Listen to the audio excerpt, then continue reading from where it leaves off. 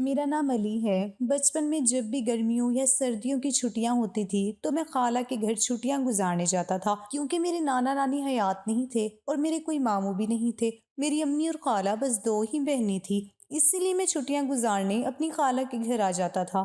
خالہ اور خالہ کی بیٹی مجھ سے بہت پیار کرتے تھے، کیونکہ خالہ کی بیٹی آمنہ سے میں 10 سال چھوٹا تھا۔ مجھے یہاں آ کر بہت مزہ آتا تھا، کیونکہ خالہ اور باجی آمنہ میرا بہت خیال رکھتی تھی۔ مجھے مزے مزے کی میری پسند کی چیزیں بنا کر دیتی تھی، اور مجھے کھیلنے کودنے پر بھی کوئی پابندی نہیں تھی۔ اپنے گھر میں تو امی اور ابو سارا دن ڈانٹتے رہتے تھے اور پڑھائی کرنے پر بھی زور دیتے تھے، لیکن یہاں پر باجی اور خالہ مجھے کچھ نہیں کہتے تھے۔ میری خالہ بیوہ تھی جب آمنہ باجی بہت چھوٹی سی تھی، تب میرے خالو فوت ہو گئے تھے، تب خالہ نے ہی اکیلے باجی کو پالا تھا۔ آمنہ باجی جب بڑی ہوئی تو ایک سلائی سینٹر میں کام کرتی تھی، اور وہاں سے ملنے والے پیسوں سے خالہ کا گھر چلتا تھا۔ کچھ میرے امی ابو مدد کر دیتے تھے اور کچھ گاؤں کے بڑے لوگ بھی امداد وغیرہ کر دیتے تھے۔ خالو کے بارے میں سنا تھا کہ ان پر بہت زیادہ قرضہ چڑھ گیا تھا، جس کی وجہ سے انہوں نے خودکشی کر لی تھی۔ نہر میں کودنے کی وجہ سے ان کی لاش بہہ کر کہیں اور چلی گئی تھی اور کبھی نہیں ملی۔ خالہ نے مقامی نہروں میں لاش کو ڈھونڈنے کی بہت کوشش کی، لیکن لاش نہ ملنے کی صورت میں ہار کر چپ ہو گئی۔ خالہ جب بیوہ ہوئی تو جوان تھی، انہوں نے خالو کے نام پر ہی ساری زندگی گزار دی تھی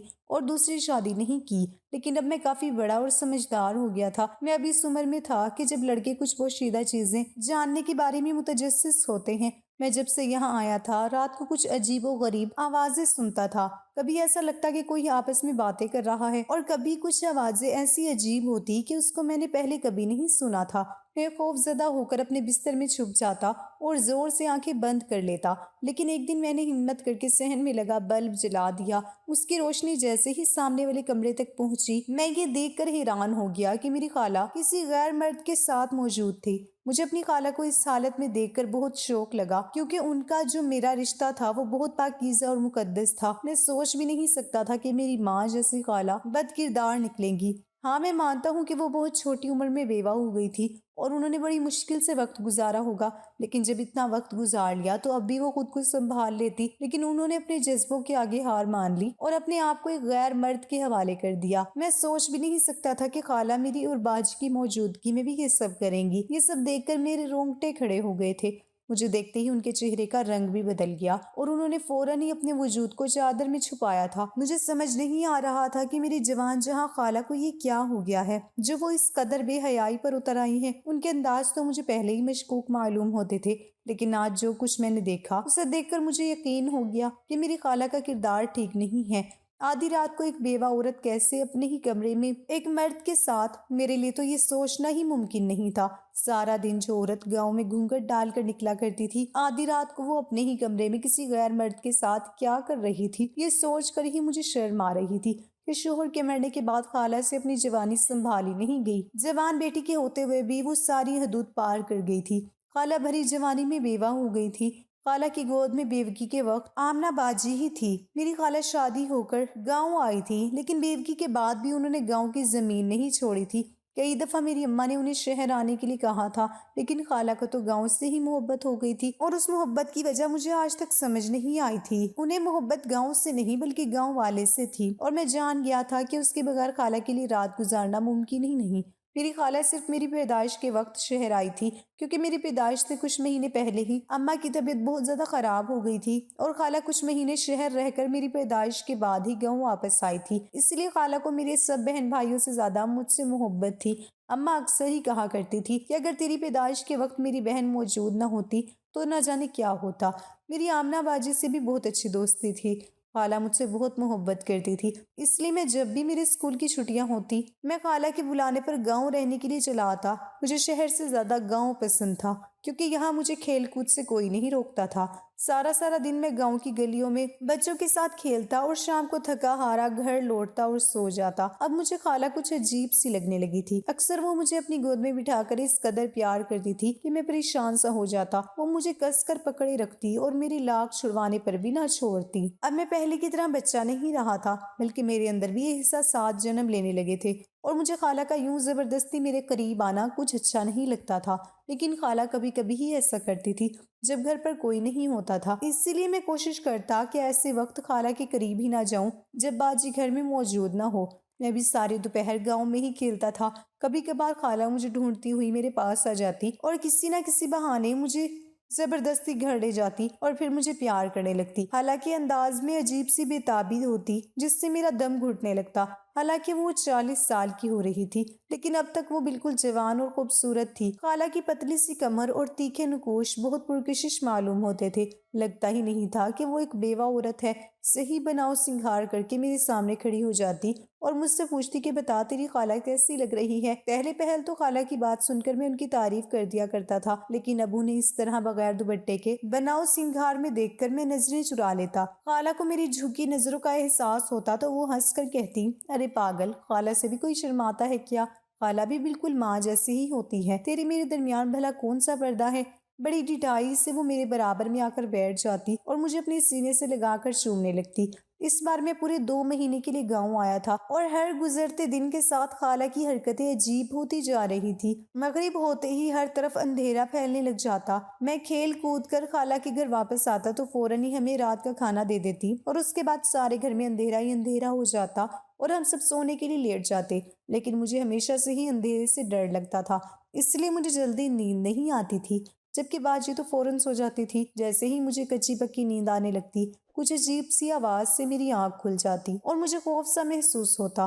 میں چاہ کر بھی خالہ کے پاس نہ جاتا اور سارا وقت خوف کے مارے چارپائی پر ہی پڑا رہتا۔ یہ عجیب و غریب آوازیں بس کچھ ہی وقت کے لیے ہوتی اور پھر سناٹا چھا جاتا۔ ایک دن میں نے ایسے ہی کھیلتے کھیلتے گاؤں کے بچوں سے اس بارے میں پوچھا تو وہ کہنے لگے کہ گاؤں میں ایک پرانی روح بھٹکتی ہے، کبھی اپنے بستر سے نکلنے کی غلطی نہ کرنا۔ ان کی بات سن کر تو میں مزید خوف زدہ ہو گیا۔ پہلے ہی خالہ کے رویے نے مجھے تنگ کر رکھا تھا اور اب رات کے وقت ان آوازوں نے میرے لیے سونا بھی مشکل کر دیا تھا۔ میں نے سوچ لیا تھا کہ میں خالہ سے کہہ کر واپس چلا جاؤں گا، لیکن جیسے ہی میں نے خالہ سے واپسی کی بات کی، وہ ناراض ہو گئی اور کہنے لگی، میں تجھ سے اتنا پیار کرتی ہوں اور تو ہے کہ مجھے چھوڑ کر جانے کی بات کر رہا ہے۔ اگر تم نے دوبارہ جانے کی بات کی تو میں کبھی تجھ سے بات نہیں کروں گی۔ میں خالہ کو ناراض نہیں کرنا چاہتا تھا، اس لیے میں نے واپسی کا ارادہ ترک کر دیا۔ گاؤں میں مجھے مزہ بھی بہت آتا تھا اور خالہ میرے کھانے پینے کا بھی بہت خیال رکھتی تھی، کسی چیز کی کوئی کمی نہیں تھی۔ جب سے خالو کا انتقال ہوا تھا، گاؤں کے چودھری خالہ کے گھر کا پورا راشن ڈلوایا کرتے تھے، جبکہ شہر میں ہم 6 بہن بھائی تھے اور ہمارے گھر میں ٹھیک طرح سے کھانے کے لیے بھی کچھ نہیں ہوتا تھا۔ ابا بات بات پر غصہ ہو جایا کرتے تھے اور میرے کھیل کود پر تو سخت پابندی تھی۔ ابا ہر وقت مجھے پڑھائی پر لیکچر دیتے۔ گاؤں آ کر کم از کم میں ابا کی ڈانٹ سے تو چھٹکارا حاصل کر ہی لیتا تھا۔ مجھے گاؤں آئے 20 دن ہونے والے تھے اور ہر رات اندھیرا ہوتے ہی کچھ دیر بعد جو آوازیں مجھے سنائی دیتی تھی، اس کے بعد میرے لیے سونا مشکل ہو جاتا۔ ایسے لگتا جیسے گھر کا دروازہ کھل بند ہو رہا ہو۔ کبھی کبھی ایسا محسوس ہوتا جیسے کوئی میرے بہت قریب بیٹھا باتیں کر رہا ہو۔ ایک دن کھیل کود کرتے کرتے میں گاؤں کے چودھری کی حویلی کے قریب جا پہنچا تو میں نے خالہ کو حویلی کے باہر چودھری صاحب کے ساتھ کھڑے باتیں کرتے دیکھا۔ نہ جانے میرے دل میں کیا آیا، میں چپکے سے جھاڑیوں کی اوٹ میں ہوتے ہوئے ان دونوں کے قریب پہنچ گیا۔ خالہ چودھری صاحب سے بہت ہی میٹھے لہجے میں بات کر رہی تھی اور کہہ رہی تھی کہ چودھری صاحب، آپ کا سایہ ہی ہمارے لیے بہت ہے۔ آپ جس طرح میرے لیے سہارا بنے ہیں، میں خود کو بالکل تنہا اور اکیلا محسوس نہیں کرتی۔ حیرت کی بات یہ تھی کہ خالہ نے چہرے سے گھونگھٹ بھی ہٹایا ہوا تھا۔ خالہ کہہ رہی تھی کہ میرے شوہر نے تو مجھے محبت کے نام پر رسوا کر دیا، لیکن آپ کی وجہ سے میں ایک دفعہ پھر سر اٹھا کر زندگی گزار رہی ہوں۔ چودھری صاحب کی نظر میری خالہ کے وجود پر جمی ہوئی تھی اور وہ بہانے بہانے سے میری خالہ کو چھونے کی کوشش کر رہے تھے۔ میں حیران تھا کہ میری خالہ ان کا یہ انداز کیوں برداشت کر رہی ہے۔ چودھری صاحب میری خالہ سے پوچھ رہے تھے کہ رات کو تو تجھے سکون سے نیند آ جاتی ہے نا، یا پھر کوئی انتظام کروں؟ چودھری صاحب کی بات سن کر خالہ مسکرا کر کہنے لگی کہ نہیں، رات کو تو میں بہت ہی پرسکون نیند سوتی ہوں اور یہ سب آپ کی مہربانی کی وجہ سے ہے۔ اگر آپ نے مجھ جیسی بیوہ پر ترس نہ کھایا ہوتا تو شاید آج میں زندہ نہ ہوتی۔ ان دونوں کی بات سن کر میں چونک گیا تھا۔ چودھری صاحب میری خالہ سے کس طرح کی باتیں کر رہے تھے اور خاص کر رات کا ذکر سن کر تو میرے کان کھڑے ہو گئے تھے۔ کوئی تو ایسی بات تھی جس سے میں واقف نہیں تھا۔ میں عمر کے جس حصے میں تھا، لڑکے اس عمر میں بہت زیادہ تجسس کا شکار ہو جاتے ہیں اور ہر بات جاننے کی خواہش رکھتے ہیں۔ اب تو میں بھی جاننا چاہتا تھا کہ خالہ اور چودھری صاحب کے درمیان کس حوالے سے بات ہو رہی تھی اور رات کو خالہ کے گھر کس طرح کی آواز آتی تھی۔ خالہ کا بیوہ ہونے کے باوجود اس قدر تیار رہنا، میرے ساتھ زبردستی پیار کرنا، اور اب چودھری صاحب کے ساتھ اس کے گھر بے تکلفی سے بات کرنا سب کچھ ہی بہت عجیب تھا۔ میں جلدی سے پلٹ کر گھر آ گیا تھا۔ تھوڑی دیر بعد خالہ بھی گھر چلی آئی۔ میں نے یوں ہی سرسری طور پر ان سے پوچھا کہ وہ کہاں گئی تھی، تو وہ ہنس کر کہنے لگی کہاں جانا ہے، یوں ہی ذرا پڑوس تک گئی تھی۔ خالہ نے صاف لفظوں میں جھوٹ کہا تھا۔ اسے سن کر مجھے پکا یقین ہو گیا تھا کہ خالہ کچھ نہ کچھ چھپا رہی ہے۔ خالہ میرے آگے دوپہر کا کھانا رکھ کر میرے پاس ہی بیٹھ گئی اور اپنے ہاتھوں سے مجھے نوالے کھلانے لگی۔ میں نے خالہ کو منع بھی کیا، لیکن وہ میرے ماتھے کو چوم کر کہنے لگی مجھے پتا ہے تو بڑا جوان ہو گیا ہے، لیکن کیا کروں، مجھے تجھ سے محبت ہے۔ خالہ کی بات سن کر میں شرمندہ ہو گیا اور خاموشی سے ان کے ہاتھ سے کھانا کھانے لگا۔ خالہ کہہ رہی تھی تو بڑا جوان ہو رہا ہے، شہر جانے کی بجائے میرے پاس ہی رہ جا۔ خالہ کی بات سن کر میری جان نکل گئی تھی۔ میں تو اب شہر واپس جانے کے لیے دن گن رہا تھا۔ رات بھر اندھیرا ہونے کے کچھ دیر بعد ویسی ہی آوازیں آنے لگی، اور جب کچھ دیر بعد خاموشی چھا گئی تو میں نے گھبراتے ہوئے خالہ کو آواز دی۔ وہ میرے پاس چلی آئی۔ یقیناً وہ پہلے سے ہی جاگ رہی تھی۔ خالہ پریشانی سے پوچھنے لگی کیا ہوا، تم ٹھیک تو ہو نا؟ میں نے خالہ کو یہ نہیں بتایا کہ میں نے کوئی آواز سنی ہے۔ میں نے ان سے جھوٹ کہہ دیا کہ میں نے کوئی ڈراونا خواب دیکھا تھا، اس لیے ڈر گیا۔ خالہ میری چارپائی پر ہی میرے ساتھ سو گئی اور کہنے لگی چل اب میرے گلے میں ہاتھ ڈال کر سو جا۔ خالہ کے پاس سے عجیب سی خوشبو آ رہی تھی۔ ایسا لگ رہا تھا جیسے انہوں نے اپنے کپڑوں پر کوئی خوشبو لگائی ہو، لیکن رات کے اس پہر وہ اپنے کپڑوں پر خوشبو کیوں لگائے گی؟ خالہ میرے اس قدر قریب لیٹی تھی کہ میرے لیے سانس لینا بھی مشکل ہو گیا تھا۔ ساری رات میں نے جیسے تیسے خالہ کے ساتھ ایک ہی چارپائی پر رات گزاری۔ آمنہ باجی دوپہر کے وقت سلائی سینٹر جا رہی تھی تو میں بھی ان کے ساتھ ہی گھر سے نکل گیا اور راستے میں ان سے پوچھا کہ گاؤں کے بچوں نے مجھے بتایا ہے کہ گاؤں میں رات کو روح ہوتی ہے۔ میری بات سن کر باجی زور سے ہنسنے لگی۔ میں نے حیرت سے ان کی طرف دیکھا تو وہ کہنے لگی پاگل گاؤں کے بچے تمہیں بے وقوف بنا رہی ہیں، کیونکہ انہیں معلوم ہے تم شہر سے آئے ہو اور تمہارے لیے یہاں کا ماحول کچھ عجیب ہے۔ میں نے باجی سے پوچھا کہ رات کو گھر میں کس طرح کی آوازیں سنائی دیتی ہیں؟ باجی کہنے لگی مجھے کیا معلوم، میں تو سارا دن کام کاج کر کے اس قدر تھک جاتی ہوں کہ گہری نیند سو جاتی ہوں۔ وہ کہنے لگی کہ تم گاؤں کے بچوں کی باتوں سے خوف زدہ ہو گئے ہو، اس لیے تمہیں ہر آہٹ بھی عجیب سی لگتی ہے۔ بے فکر ہو کر سو جایا کرو، گاؤں میں کوئی ایسی روح نہیں ہے۔ باجی کی بات سن کر مجھے یقین ہو گیا تھا کہ کوئی نہ کوئی خالہ سے ملنے کے لیے رات کو گھر آتا ہے، اور اس لیے خالہ خوشبو لگا کر تیار بھی ہوتی تھی۔ لیکن وہ کون ہو سکتا ہے؟ اس سوال نے مجھے پریشان کر دیا تھا، اور پھر اچانک ہی میرے دماغ میں چودھری صاحب کا خیال آیا تو میرے قدموں تلے سے زمین نکل گئی۔ کیا میری خالہ رات کو چودھری صاحب کے ساتھ؟ یہ کیسے ممکن تھا؟ میں نے پکا ارادہ کر لیا تھا کہ رات کو میں ہمت کر کے خالہ کا سچ جان کر رہوں گا۔ رات کو کھانا کھا کر سب لوگ اپنے کمروں میں اپنی چارپائیوں پر سونے کے لیے لیٹ گئے۔ تھوڑی ہی دیر گزری تھی کہ مجھے پھر سے آواز سنائی دینے لگی۔ میں دبے قدموں چارپائی سے اٹھا اور ان آوازوں کا پیچھا کرتے کرتے خالہ کے کمرے تک پہنچ گیا۔ اب آوازیں خالہ کے کمرے کے اندر سے آ رہی تھی۔ کمرے کے باہر لگے سوئچ بورڈ سے ہی خالہ کے کمرے کی لائٹ روشن ہو جایا کرتی تھی۔ میں نے فوراً ہی ہاتھ مار کر سوئچ آن کر دیا۔ کمرے کے اندر کے مناظر نے میری جان نکال دی تھی۔ میں سوچ بھی نہیں سکتا تھا کہ آدھی رات کو میری خالہ اس حالت میں اپنے کمرے میں موجود ہوں گی۔ مجھے دیکھتے ہی خالہ نے اپنے اوپر چادر ڈال لی اور گھبراتے ہوئے کہنے لگی تو یہاں ابھی تک سویا نہیں؟ میری تو زبان چپک گئی تھی، کیونکہ خالہ کمرے میں اکیلی نہیں تھی بلکہ ان کے ساتھ کوئی اور بھی موجود تھا۔ میں نے لڑکھڑاتے لہجے میں خالہ سے پوچھا کہ یہ کون ہے اور آپ لوگ کیا کر رہے ہیں؟ میری بات سن کر میری خالہ میرے قدموں میں بیٹھ گئی اور کہنے لگی میں تجھے خدا کا واسطہ دیتی ہوں، یہ بات تم کسی کو نہ بتانا۔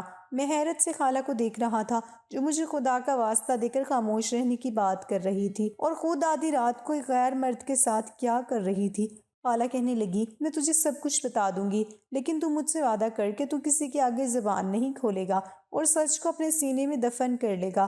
خالہ نے مجھے ہاتھ کھینچ کر کمرے میں کیا اور کمرے کا دروازہ بند کر دیا۔ وہ شخص بھی اندر ہی موجود تھا جس کے ساتھ خالہ بھی موجود تھی، اور اس کے بعد جو کچھ خالہ نے مجھے بتایا اس پر یقین کرنا میرے لیے ناممکن تھا۔ خالہ کہہ رہی تھی کہ میں ان کا بھانجا نہیں بلکہ ان کا سگا بیٹا ہوں، اس لیے مجھ سے بہت محبت کرتی ہے اور مجھے بار بار گاؤں بلاتی ہے، لیکن دنیا والے اس بات سے بے خبر ہیں کہ میں ان کا بیٹا ہوں۔ خالہ نے کمرے میں موجود آدمی کی طرف اشارہ کر کے بتایا کہ وہ میرا باپ ہے اور خالہ میری ماں۔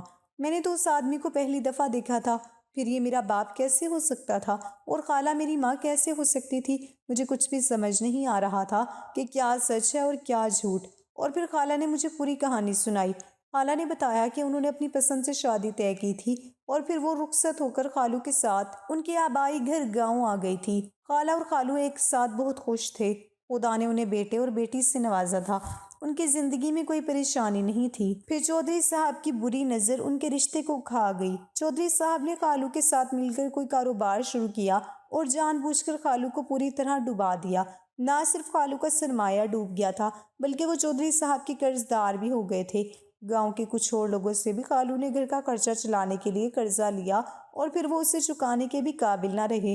چودھری صاحب کی نظر خالو کی زمینوں پر تھی۔ اس طرح انہوں نے بہت آسانی سے قرضے کی وصولی کے نام پر ہتھیار لیا تھا۔ اس کے علاوہ بھی نہ ہی چودھری صاحب کا سارا قرضہ اترا تھا اور نہ ہی گاؤں والوں کا۔ ہر کوئی دروازے پر کھڑا ہو کر پیسوں کا تقاضا کرنے لگا اور خالو کے ساتھ ساتھ خالہ اور ان کی بیٹی بھی لوگوں کے دباؤ کا شکار ہونے لگے۔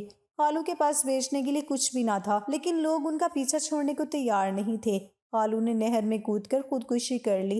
جب لوگوں کو پتہ چلا کہ خالو زندہ نہیں رہے تو سبھی لوگ خاموش ہو گئے اور پھر کسی نے اپنے پیسوں کا تقاضا نہیں کیا بلکہ چودھری صاحب تو خالہ اور بچوں کا بھی خیال رکھنے لگے۔ ان کی نظر خالہ کے لیے ٹھیک نہیں تھی لیکن اب وہ پیسوں کا تقاضا نہیں کرتے تھے اور یہی بات خالہ کے لیے بہت تھی، لیکن قدرت کو کچھ اور ہی منظور تھا۔ خالو کے انتقال کے پورے 2 ہفتے بعد ایک رات اچانک ہی خالو گھر آ گئے۔ دراصل انہوں نے نہر میں کود کر جان دینے کی کوشش تو کی تھی لیکن خدا نے ان کی زندگی بھی مزید رکھی تھی اور انہیں اگلے گاؤں والوں نے بچا لیا تھا، اور جب وہ پوری طرح ٹھیک ہو گئے تو رات کے اندھیرے میں گھر لوٹ آئے۔ خالہ نے جب خالو کو بتایا کہ لوگ اب پیسوں کا تقاضا نہیں کرتے اور چودھری صاحب نے بھی مالی طور پر مدد کرنی شروع کر دی ہے تو یہی بہتر رہتا کہ لوگوں کو ان کی موجودگی کے بارے میں کچھ نہ بتایا جائے۔ اسی طرح خالو کچھ دیر خالہ کے ساتھ وقت گزار کر واپس لوٹ جاتے اور خالہ نے باجی کو بھی اس بات کا علم نہ ہونے دیا کہ ان کا باپ زندہ ہے۔ خالو کو ڈر تھا کہ کہیں باجی یہ بات کسی کے آگے بیان نہ کر دے، اس لیے خالہ نے باجی کو بھی یہ بات نہ بتائی۔ خالو اکثر ہی راتوں کو سب سے چھپ کر گاؤں آتے اور خالہ سے ملاقات کر کے چلے جاتے تھے۔ انہیں لگا تھا یہ بات کبھی کسی کو پتہ نہیں چل سکے گی، لیکن قسمت میں کچھ اور ہی لکھا تھا اور پورے 4 سال بعد اچانک ہی خالہ حاملہ ہو گئی تھی، اور جب خالہ کو اس بارے میں پتہ چلا تو ان کے ہوش اڑ گئے، کیونکہ گاؤں والے یہی جانتے تھے کہ میری خالہ ایک بیوہ عورت ہے۔ ایسے میں اگر کسی کو خالہ کے حاملہ ہونے کی خبر ملتی تو گاؤں والے خالہ کو بدکردار ٹھہرا کر انہیں گاؤں سے نکال دیتے۔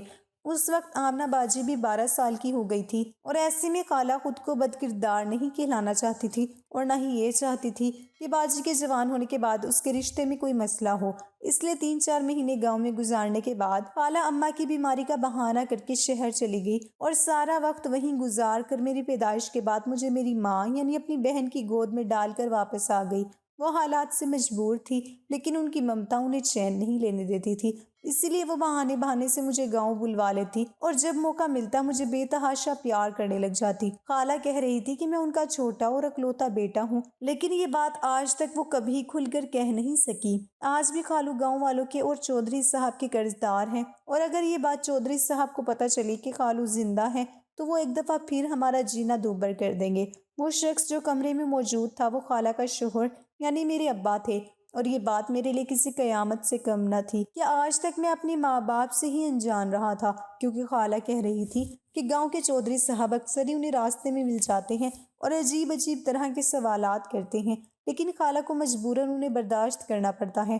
خالہ کی آنکھوں میں آنسو آ رہے تھے۔ خالہ مجھے سینے سے لگائے بے تحاشا پیار کرتی رہی تھی۔ میں نے خالہ سے پوچھا کہ آخر کب تک آپ ایسی زندگی گزاریں گی؟ خالہ روتے ہوئے کہنے لگی کہ وہ خود بھی نہیں جانتی۔ روشنی ہونے سے پہلے ہی خالو واپس لوٹ گئے تھے اور آنے والا سورج پوری طرح روشن ہو گیا تھا۔ میں جو اپنی خالہ کو بدکردار سمجھ رہا تھا وہ بیچاری تو حالات کی ماری تھی، جو دنیا کے آگے کھل کر یہ بھی نہیں کہہ سکتی تھی کہ میں ان کا بیٹا ہوں۔ چھٹیاں میں نے خالہ کے ساتھ بہت ہی محبت سے گزاری، کیونکہ میں اب جان گیا تھا کہ وہ مجھ سے کیوں اس قدر ٹوٹ کر محبت کرتی ہیں۔ خالہ سے مجھے بھی ایسی ہی محبت تھی اور اب مجھے ان سے چڑ نہیں آتی تھی بلکہ خوشی کا احساس ہوتا تھا۔ خالہ کہہ رہی تھی کہ ٹھیک وقت آنے پر وہ باجی کو بھی اس حقیقت کے بارے میں بتا دیں گے کہ وہ یتیم نہیں ہے بلکہ ان کا باپ زندہ ہے۔ میرے لیے رشتوں کے مطلب بدل کر رہ گئے تھے۔ میری خالہ نہیں بلکہ میری سگی ماں بن گئی تھی، اور میری خالہ نے مجھے ایک سگی ماں بن کر پالا تھا۔ میں آج بھی سوچتا ہوں کہ ہم کیسے لوگوں کے درمیان رہتے ہیں جو انسانوں کے ساتھ تو ہمدردی رکھتے ہیں لیکن زندہ انسان کو جینے نہیں دیتے۔ میں نے خالہ سے کہا کہ وہ چپکے سے گاؤں چھوڑ دیں اور شہر آ جائیں، خالو بھی وہیں آ جائیں تاکہ سب اکٹھے رہ سکے، لیکن خالہ نے بتایا کہ اس گاؤں میں رہتے ہوئے ان کی عزت محفوظ ہے کیونکہ گاؤں والے ان کی بہت عزت کرتے ہیں اور چودھری ان پر ہاتھ نہیں ڈال سکتا۔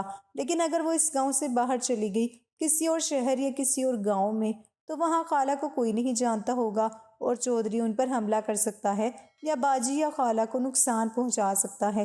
اس لیے خالہ اپنی اور باجی کی عزت بچانے کے لیے گاؤں میں رہ رہی تھی اور اپنے گھر والوں کو مشکلات سے بچانے کے لیے خالو ابھی بھی آدھی رات کو ہی گھر آتے ہیں۔ لیکن اب یہ بھی کہ مجھے جب سے پتا چلا ہے کہ خالو تنہائی میں ہمارے گھر آتے ہیں، کچھ دنوں بعد خالو کے بارے میں خالہ نے باجی کو بھی بتا دیا تھا۔ باجی یہ جان کر کہ وہ یتیم نہیں ہے، خالو زندہ ہے، بہت روئی تھی۔ میں بہت خوش ہوں کہ میری 2 مائیں ہیں اور 2 باپ ہیں۔